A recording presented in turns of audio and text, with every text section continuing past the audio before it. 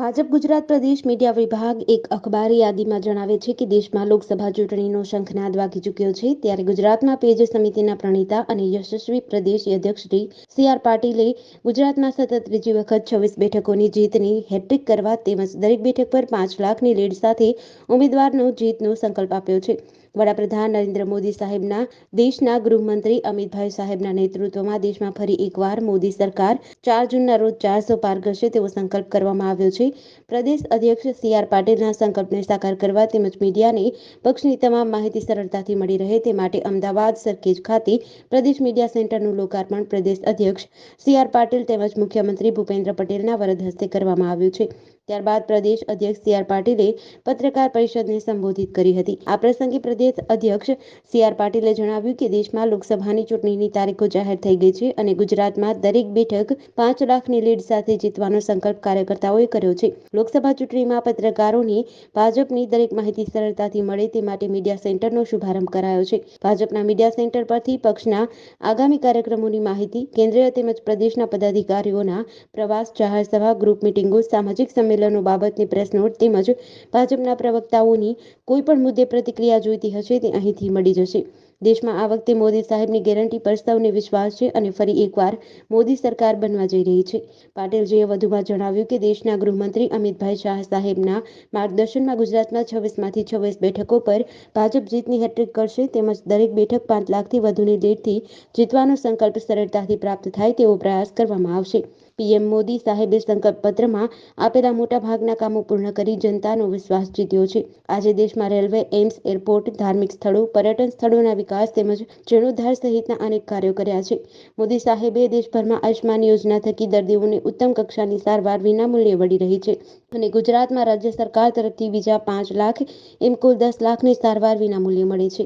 ખેડૂતોના ખાતામાં સીધા રૂપિયા જમા થાય છે. યુવાનો, ગરીબો અને મહિલાઓ માટે મોદી સાહેબે અનેક જગ્યાઓ જાહેર કરી છે જેનો લાભ જનતાને આજે મળી રહ્યો છે.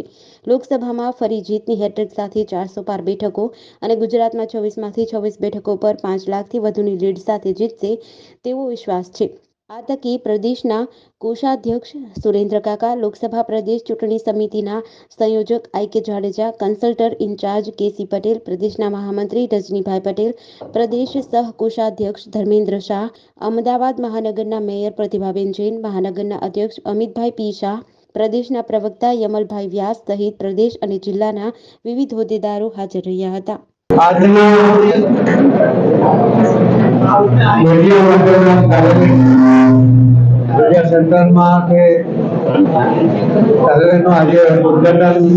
मुख्यमंत्री श्री भूपेन्द्र भाई पटेल साहब और आदरणीय काका श्री सुरेंद्र भाई पटेल, महामंत्री श्री रजनी भाई, हेमंत भाई व्यास, जगदीश भाई, आ बधा આગેવાનો સહિત બધાની ઉપસ્થિતિમાં આજે કરવામાં આવ્યું છે. આગામી લોકસભામાં પત્રકાર મિત્રોને, ઇલેક્ટ્રોનિક મીડિયા મિત્રોને તમામ પ્રકારની ભારતીય જનતા પાર્ટીની માહિતી માટે સંપર્ક કરવાના હેતુથી સરળતા પડે, ડિસ્ટન્સ પણ તેમને ઓછું પડે એટલા માટે આ નવી જગ્યા ઉપર આ મીડિયા સેન્ટર ચાલુ કરવામાં આવ્યું છે. ભારતીય જનતા પાર્ટીના મીડિયા સેન્ટર ઉપરથી આપ સૌને તમામ જાણકારી કયા નેતાઓ આવશે, ક્યાં જશે, કઈ જગ્યાએ મિટિંગ કરવાની છે, કઈ જગ્યા કરવાની છે, કયા ટાઈમે જશે એની પણ માહિતી અને એમને કોઈ આપવામાં આવશે.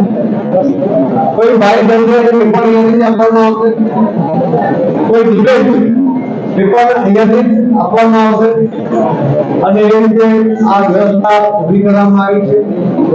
પત્રકાર મિત્રોને મારી વિનંતી છે કે આ મીડિયા સેન્ટરનો લાભ લઈને આવનારા લોકસભાના ઇલેક્શનમાં લોકોને સાચી માહિતી ત્વરિત મળે એ જે તમારો પ્રયત્ન છે એમાં મદદરૂપ થવા માટેના આ સેન્ટરનો ભરપૂર ઉપયોગ આપ સૌના દ્વારા થાય એવી આપ સૌને વિનંતી પણ કરું છું.